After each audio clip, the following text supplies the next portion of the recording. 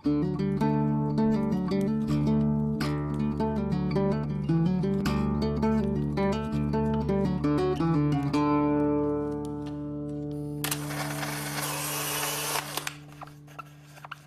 Evans.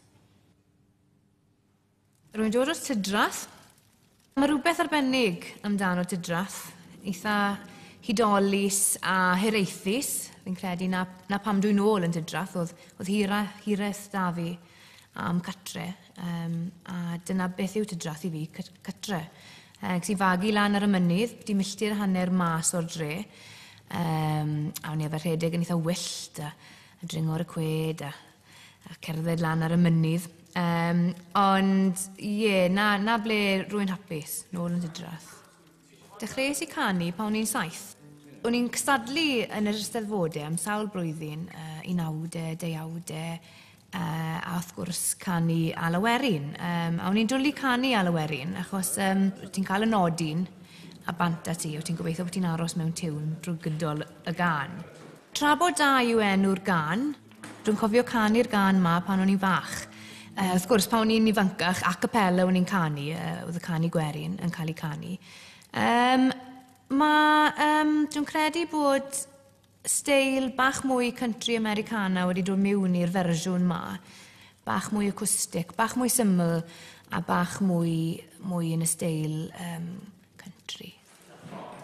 Mae fe'n gan hiraethus, mae'n llawn serch a cariad. Mae fe'n gan eitha drist, dwi'n teimlo'n eitha drist pam rwy'n canu'r gan, bod tra bod dau, whilst there are two. Ond wrth gwrs, dyw bywyd ddim fel ni trwy'r amser. Mae rhai weithiau mae tra bod dau yn mynd tra bod un.